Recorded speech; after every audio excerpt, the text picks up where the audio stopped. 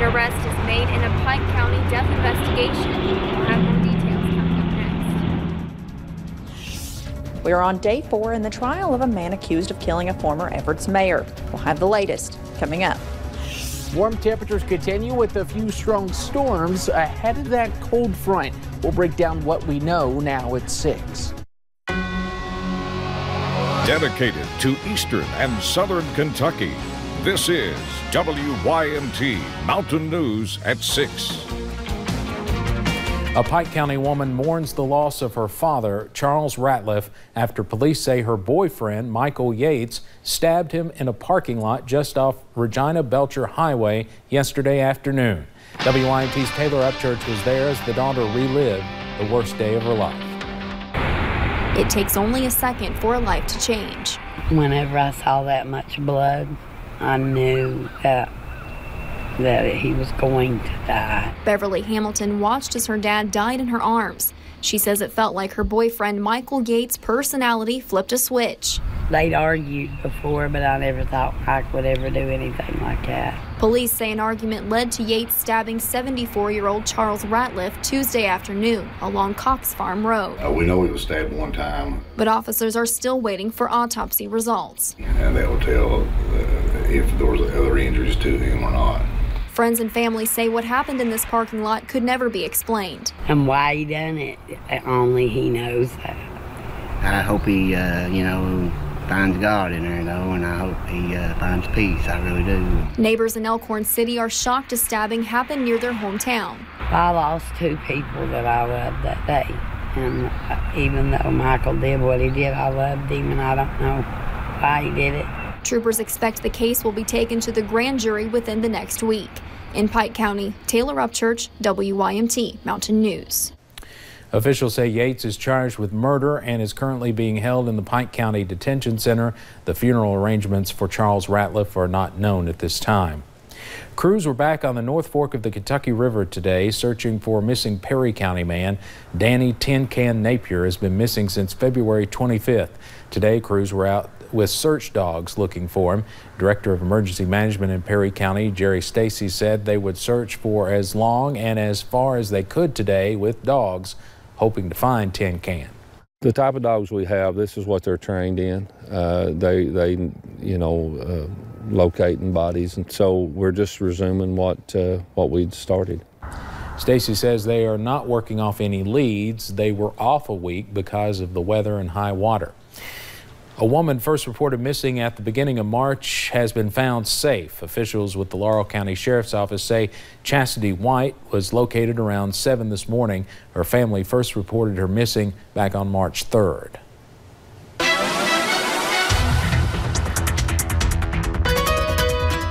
Well, clearing sky has been the big story across eastern Kentucky, and as we take a look at satellite radar, it's not the story anymore. In fact, we now see the clouds increasing. We were sunny through the past 24 hours. Now the clouds mix again behind that warm front as another warm front will work in from our south-southwest, and those wind speeds really out of the south-southeast, increasing those temperatures. Of course, with that low pressure system working in, we will be looking at that wind advisory starting tonight and through your Thursday, really for the I-75 corridor up to the Mountain Parkway and through Interstate 64.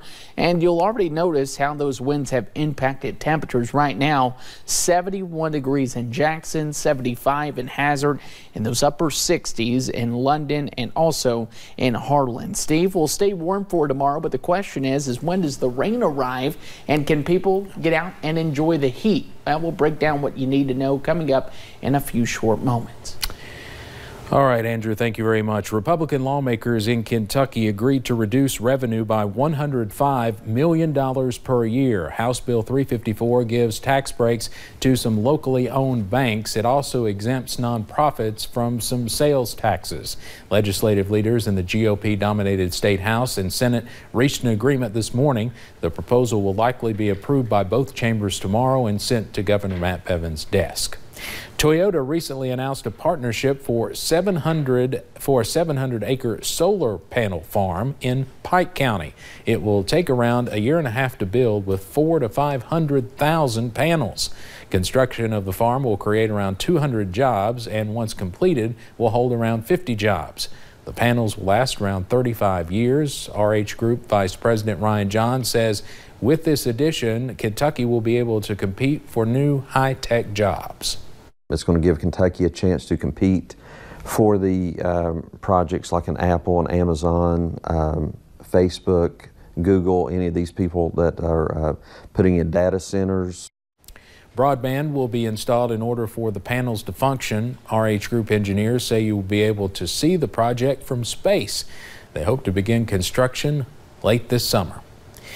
We've heard from the prosecution the last several days, and now the defense is calling witnesses in the trial of Shelby Shell.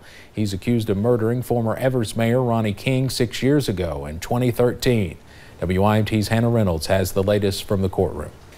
From behind bars to the courtroom. Like, you know, it's a mistake. They got the wrong one. The Commonwealth of Kentucky called into question Shelby Shell's innocent plea again by asking former Detective Michael Cornett about how he connected Shell to the murder of Ronnie King. Did that change in any way your investigation and your conclusion that Shelby Shell killed Ronnie King as you testified there? No, did not. Their first witness, John Paul Madden, Shelby Shell's uncle, was asked questions about the credibility of Shelby Shell's brother, Ernie Shell, who testified on Tuesday. Is Ernie somebody you know to be dishonest? Correct, yes, he is. Their second, Pamela Stidham, someone who once lived with Ernie. I wrote it on the post-it note that if anything happened to me, Ernie Shell was behind it. He put a pillow to my head and a gun. And Shell's sister, Amber Madden, says she didn't want to think about one of her brothers being accused of murder. You're afraid of Shelby? Has Ernie ever threatened you? And with that, the question lingers for the jury.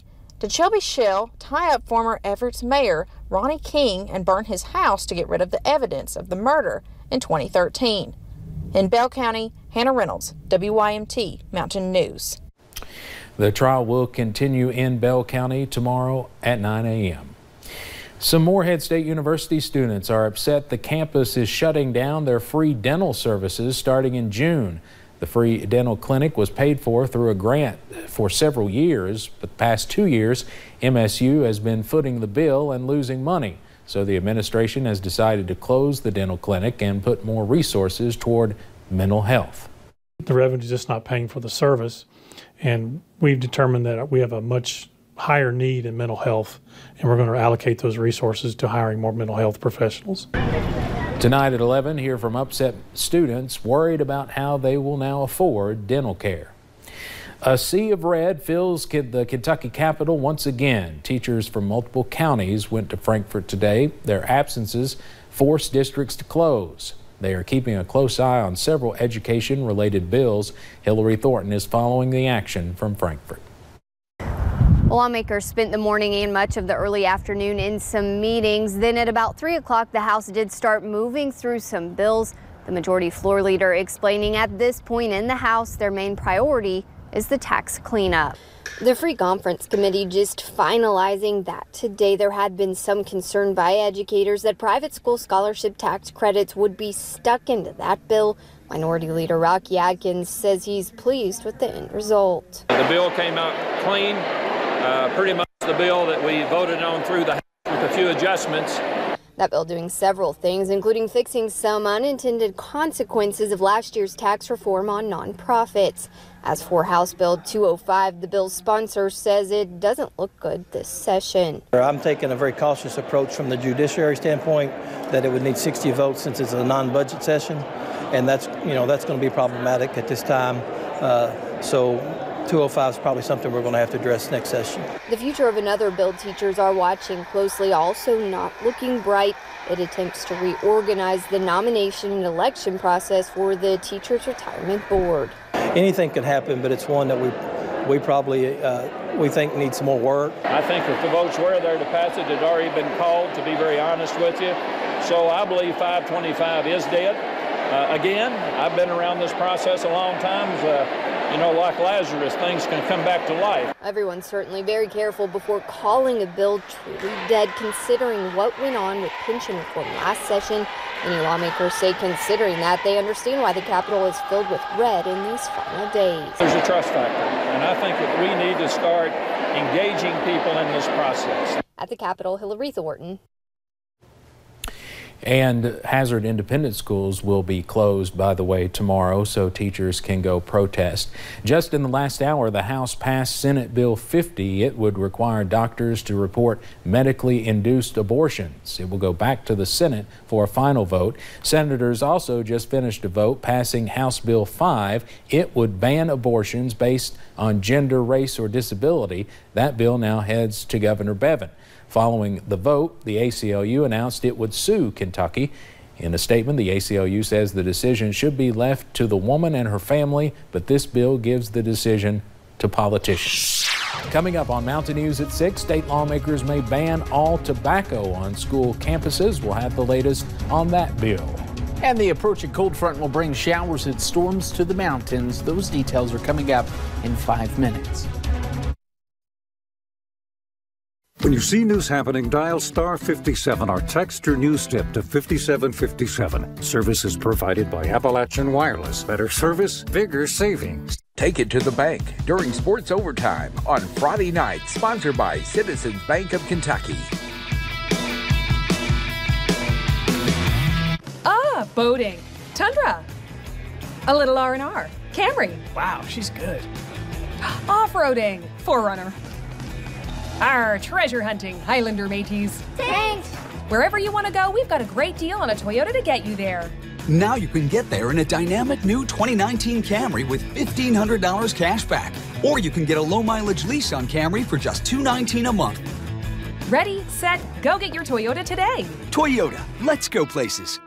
What happens when you combine the region's best network with a plan that requires no money down on the phone you choose, but also allows you to upgrade to the latest and greatest phone quicker? You get the Appalachian Advantage. Get any device for $0 down and upgrade your smartphone once half your device payments are made. With a qualifying trade-in, choose a device